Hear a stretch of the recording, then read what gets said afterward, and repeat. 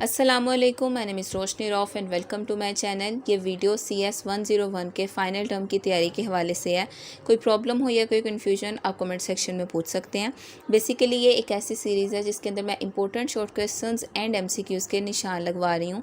मैं रिपीट करूँगी कि सिर्फ निशान लगवा रही हूँ, इसमें किसी भी किस्म की एक्सप्लेनेशन नहीं है, ना ही कोई भी चीज़ समझाऊँगी मैं, जस्ट निशान लगवाऊँगी। सो अगर आपको अच्छे से मैंशन करना है, इसका सबसे बड़ा फ़ायदा ये होता है कि जिस दिन आपका पेपर हो उससे एक दिन पहले अगर आप सिर्फ अपना हाईलाइटेड टेक्स्ट भी एक दफ़ा रिवाइज़ करते हो तो ऑलमोस्ट आपकी अच्छे से सारी रिवीजन हो जाती है, आपको अच्छे से हर चीज़ याद आ जाती है। सो किसी भी मॉड्यूल में अगर आप उसके बेसिक पॉइंट्स को हाईलाइट कर लें और फिर एट द एंड उसी पॉइंट्स को रिवाइज़ करके चले जाएँ तो आप अच्छे से अपना पेपर जो है वो अटैम्प्ट कर सकते हैं। अगर आप इन टॉपिक्स की, इन मॉड्यूल्स की जो है वो प्रॉपर एक्सप्लेनेशन चाहते हैं, उसकी प्लेलिस्ट सेपरेटली मौजूद है। आई बटन में लिंक मिल जाएगा, डिस्क्रिप्शन में लिंक मिल जाएगा। अब स्टार्ट करते हैं आज का काम। 150 तक मैं ऑलरेडी आपको निशान लगवा चुकी हूँ। आज जो चीज़ हम करने जा रहे हैं वो है 153 से ऑनवर्ड्स। सबसे पहले जो यहाँ पर सबसे इंपॉर्टेंट शॉर्ट क्वेश्चन होता है वो होते हैं टाइप्स ऑफ डाटा बेसिस। मतलब कि अक्सर पूछे जाते हैं how many types of databases are there, या फिर ये पूछा जाता है name the types of databases, या दोनों को इकट्ठा करके भी पूछ सकते हैं कि कितने डाटा बेसिस के टाइप्स हैं और उनके नाम क्या क्या हैं।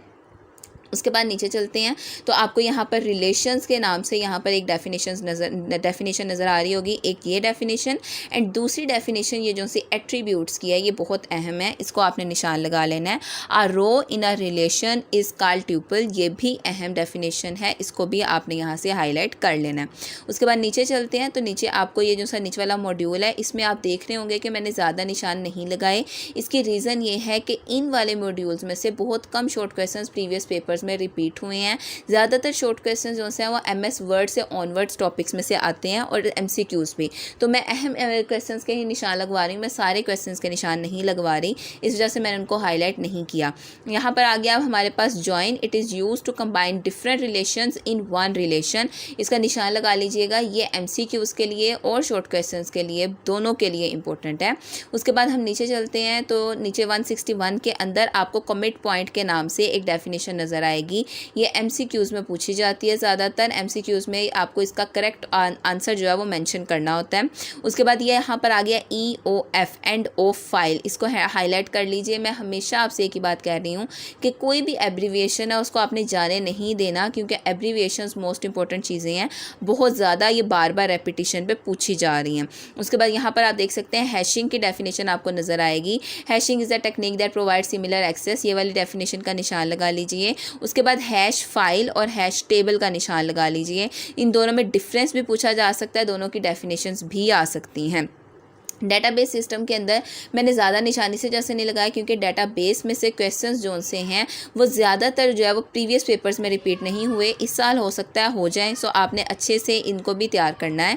2 common forms of data mining are data description and data discrimination. So इन दोनों का निशान लगा लीजिए, ये अहम शॉर्ट क्वेश्चन है आपके लिए और MCQs के तौर पर भी अहम है। उसके बाद retailers maintain records of their customers purchases, ये MCQs में एक दफ़ा पूछा गया था कि रिटेलर्स का क्या काम है, या फिर कस्टमर्स की परचेजेस का रिकॉर्ड कौन मेंटेन करता है। सो ये अहम है। आर्टिफिशियल इंटेलिजेंस में ये वाला जो MCQs है ये बहुत दफ़ा पूछा गया है, that can alleviate a person even 40 times a day. So इस चीज़ को आपने हाईलाइट कर लेना है। Paper robot works as receptionist in Belgian hospital. So इस चीज़ को हाईलाइट कर लीजिए। ये बेल्जियन हॉस्पिटल में कौन सा रोबोट है, उसका क्या नाम है और वो क्या काम करता है। ये 3 चीज़ें जो सी आपको इस हाईलाइटेड टेक्स्ट में मिल जाएंगी।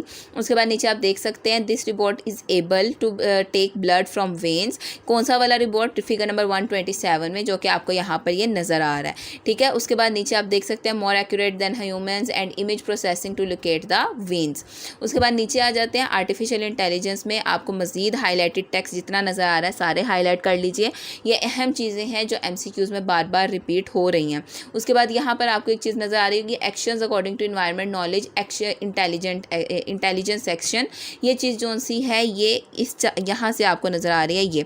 ठीक है। ये MCQs के लिए जो है वो इंपॉर्टेंट है, ये MCQs में पूछा गया था। Actions according to environment knowledge is known as intelligence action. ठीक है।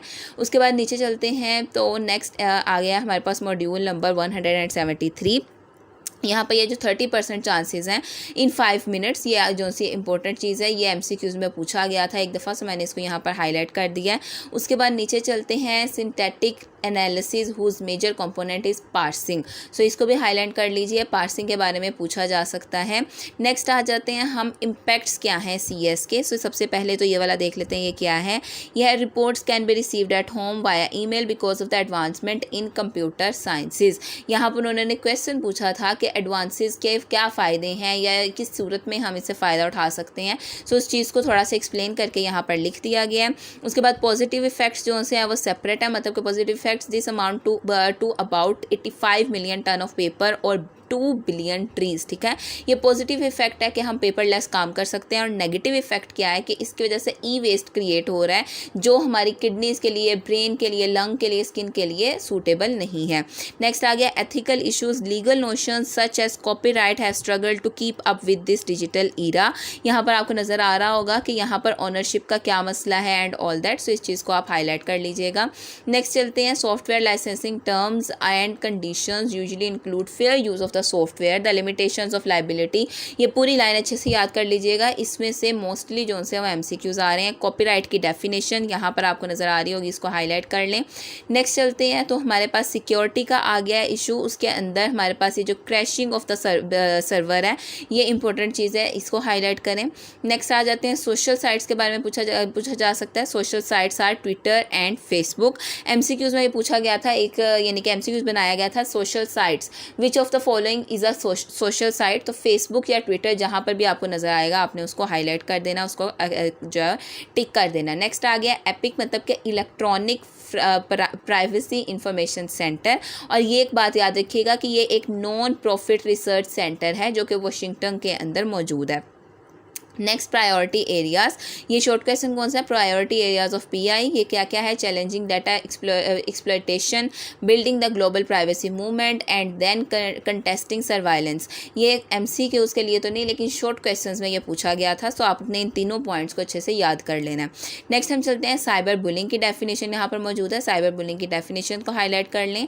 How it work, content filtering works by matching strings of characters. ये एमसीक्यूज में पूछा गया था, इस चीज़ को हाईलाइट कीजिएगा।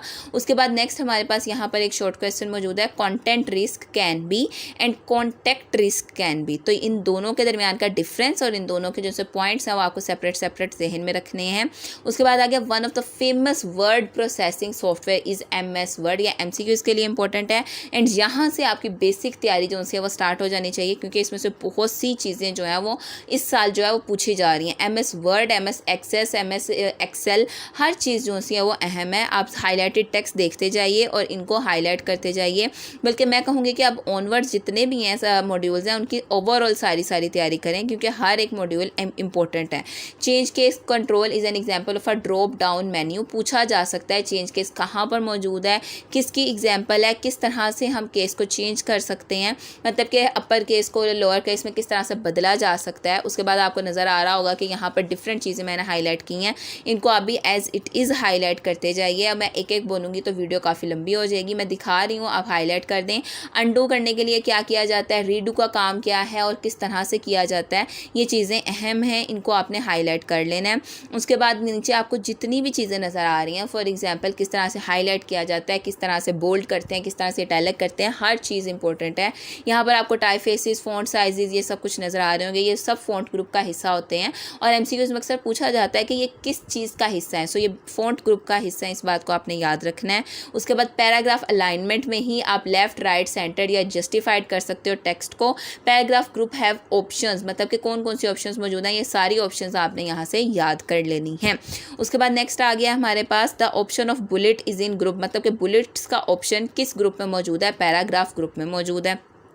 नेक्स्ट आप देख सकते हैं नीचे एक और क्वेश्चन आपको मिल जाएगा, to select shapes that are hidden, stacked और behind text click select objects. So आपने ये सारी चीज़ें जो सी हैं MS वर्ड काफ़ी डिटेल में यहाँ पर मौजूद है, इसको अच्छे से आपने तैयार करना है। पेज ग्रुप इंक्लूड्स ऑप्शन, मतलब कि पेज ग्रुप में कौन कौन से ऑप्शन शामिल होते हैं MCQs के लिए और शॉर्ट क्वेश्चन के लिए, दोनों लिहाज से ये इंपॉर्टेंट है। उसके बाद आपने ये जो है टेबल किस तरह से ड्रॉ किया जाता है, मतलब कि आप देख सकते हैं table templates can be added through, table tablets हम कहाँ से ऐड कर सकते हैं, क्विक टेबल से ऐड कर सकते हैं। इस चीज़ को आपने हाईलाइट करना है। उसके बाद you can add pictures of all types and styles to your document. इस चीज़ को याद रखिएगा, हर तरह के पिक्चर्स, हर तरह के स्टाइल जो से अपने डॉक्यूमेंट में हम डाल सकते हैं। उसके बाद नीचे आपको हाइपरलिंक मिल रहा है। हाइपरलिंक किस कलर में होता है, डिफ़ॉल्ट कलर इसका ब्लू होता है, उसके अलावा चेंज भी किया जा सकता है। नेक्स्ट नीचे चलते हैं तो आपको नज़र आएगा कि फुटर का क्या काम है, हेडर का क्या काम है। इन दोनों चीज़ों को आपने हाईलाइट कर लेना है। And how to use our text box या फिर write procedure to insert custom text book. एक ही बात है और यहीं से आपको इसका आंसर लिखना है। उसके बाद नीचे चलते हैं, आपको स्टाइल के पास भी एक क्वेश्चन नज़र आ रहा होगा। In MS word can we create a new style और can we modify the existing style. तो ये आपको स्टाइल का ऑप्शन नज़र आ रहा है, इसके अंदर से आपको इसका आंसर याद करना है। इसके बाद नीचे चलते हैं, MS वर्ड का काफ़ी डिटेल में उन्होंने यहाँ पर कंप्लीट जो इंट्रोडक्शन कहा जा सकता समझाया है। अच्छे से आपको सारे मॉड्यूल्स जो MS वर्ड से रिलेटेड हैं वो ज़रूर कर लेने हैं। एक्सेल में आपकी ज़्यादातर जो है वो फार्मूलाज पूछे जाते हैं। फार्मूलाज का मतलब क्या है, यहाँ पर व्हाट इज़ स्प्रेडशीट, ये जो स्प्रेडशीट वाला क्वेश्चन है ये रिपीट हो रहा है। व्हाट इज़ स्प्रेडशीट या फिर डिफाइन स्प्रेडशीट। सो आपने इसको अच्छे से याद कर लेना है यहाँ से। उसके बाद आपको यहाँ पर नज़र आ रहा होगा कि जो फार्मूलाज है ना वो पूछे जाते हैं बेसिकली। अब फार्मूलाज का मतलब क्या है, पहले सबसे तो एड्रेस पूछ सकते हैं वो आपसे, जो आपके ये देखें यहाँ पर ये आपको A1 नज़र आ रहा है, मतलब कि आपके जो सा कॉलम है और रो है, अगर कॉलम A है और रो 1 है तो उसका A1 नाम होगा।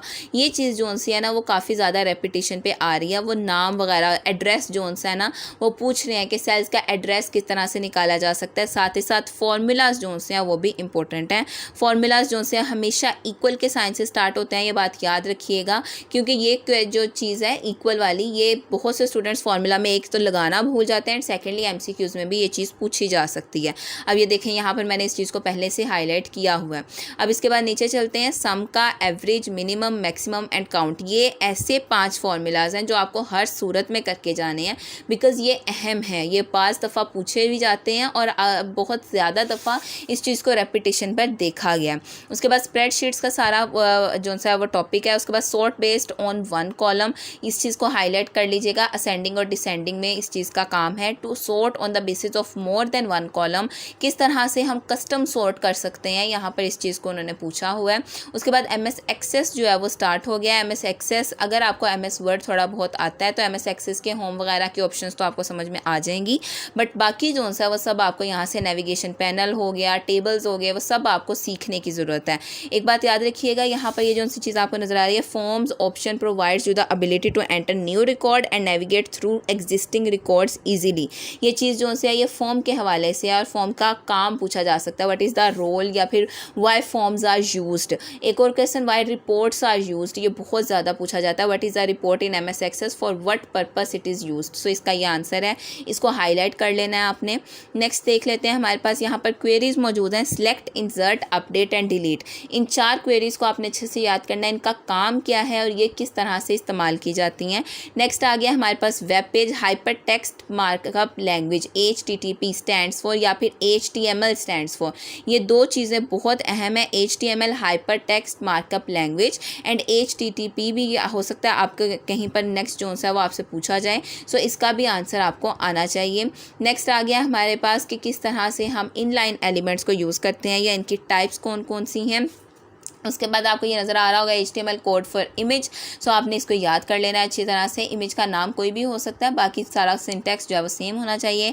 XML stands for extensible markup language. उसके बाद नेक्स्ट चलते हैं तो आपको नज़र आएगा